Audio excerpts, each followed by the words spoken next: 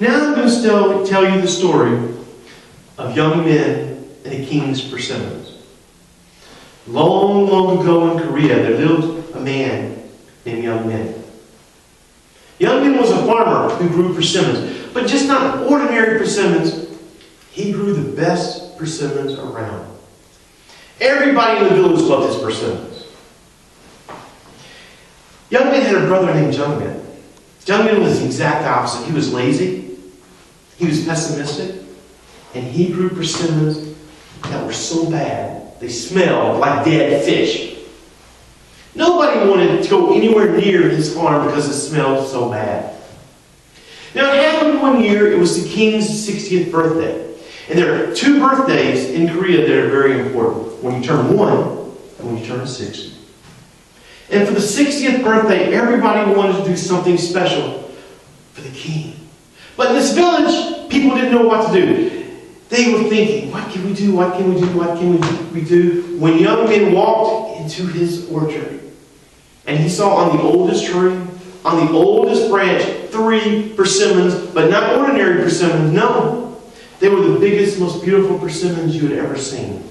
They were as big as pumpkins. And Young Min thought, these persimmons are fit for the king. So he went to the village and told everybody. He said, I'm going to take them to the king. The village was happy. They had something special to give their king. The king's favorite food were persimmons, and he was going to be very proud of these 3 persimmons. So the next morning, Young Min takes his yoke, and he fills them with the 3 persimmons, and he puts it on his back. His wife gives him lunch, and he heads to the palace. Now the palace was on the other side of the mountain, so he had to walk up the mountain and down the other side to get to the palace. And he was walking up the mountain when suddenly he slipped. The first persimmon fell out and it hit the ground. It was bruised and it was no longer fit for the king. So Young Min sat and he ate his lunch. And then he ate the persimmon. It was the best tasting persimmon he had ever had in his whole life. And he looked at the other 2 persimmons. They were bigger and more beautiful than the first. And he knew they were going to make the king happy. So he put the yoke back on and he started walking up the mountain. And he got almost to the top when he tripped again. And the second persimmon fell out of the yoke onto the ground and was bruised. It's no longer fit for a king. So he sat there and he ate that persimmon as well. And it was better than the first. And he looked into the yoke. The 3rd persimmon was the biggest, most beautiful persimmon of all. And he thought, only 1 persimmon left, but the king will love it. So careful, he put the yoke back on. And he walked to the top of the mountain. And he looked down and he saw the palace. Now, the king's birthday was only 2 days away, so the palace was covered with people. And he carefully walked down the hill. And he walked up to the gate. And he was stopped by the guard. Can I help you?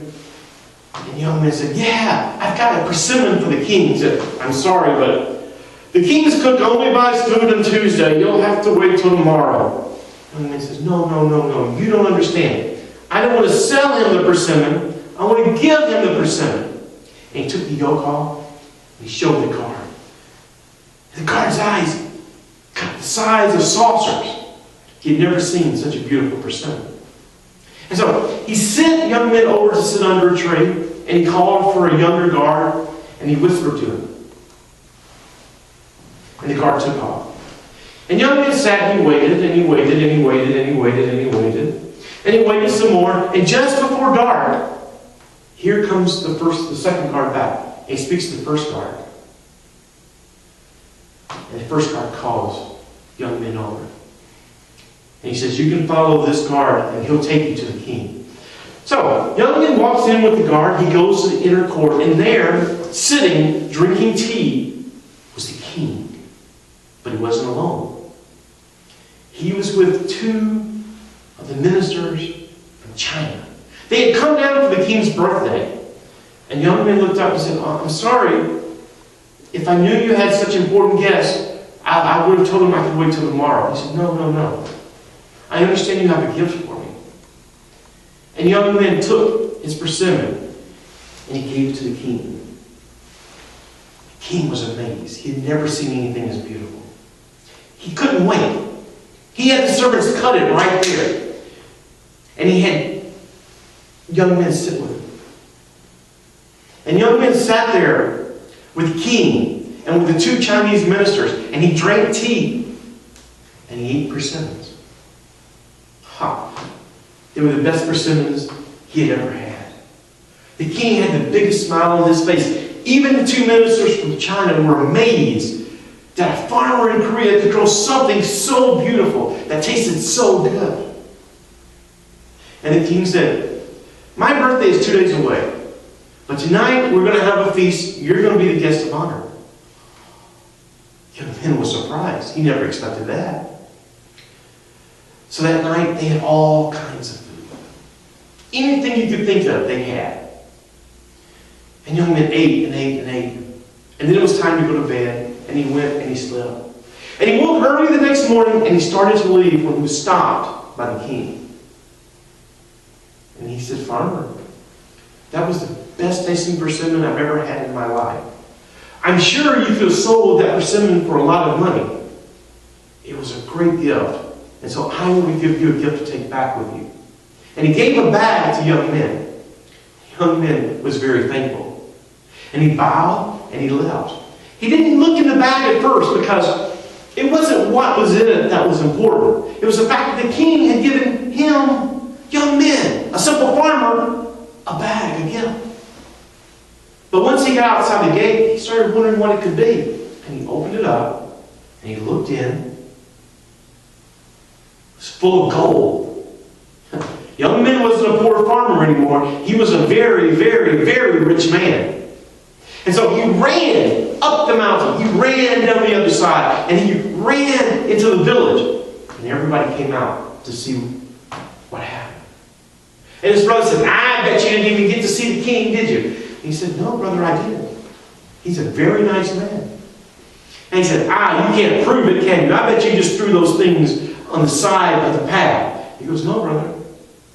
I've got this. And he opened it up. Everyone looked in the bag. And they saw the gold. And they were amazed. Without saying another word, young men took off. He ran to his farm. He got a cart. He filled the cart with every persimmon he had. And he pushed that cart as fast as he could up the mountain and down the other side and up to the gate of the palace. And it was early in the morning of the king's birthday. And the guard tried to stop him, but he said no. He pushed the guard aside. He started heading in. When he looked up, and there was the king. And the king wanted to know what he was doing. Why are you assaulting my guard? Why are you pushing people? Why are you so rude? And young man said, you don't understand. I have a cart full of persimmons for you. My brother came the day before yesterday. He gave you 1 persimmon. You gave him a bag of gold. You should give me 5 or 6 for a whole cart. The king was not a happy man. The king looked at him and said, I want you to leave, and I don't ever want to see you back in this palace. If I do, I'm going to put you in jail. So the man was upset. He started walking home with his head down. He slowly walked up the hill. He slowly walked down the other side. He walked into the village, and everybody came to see what happened. Mostly, they wanted to know if he got any gold. And he looked at him and he said, no, I don't have any gold. But I learned a lesson worth much, much more than a bag of gold. I learned that a gift is only a gift if it's given from the heart. From that day on, young man was as nice and kind and hard-working as his brother. And they both lived happily ever after. And that's the story of the king's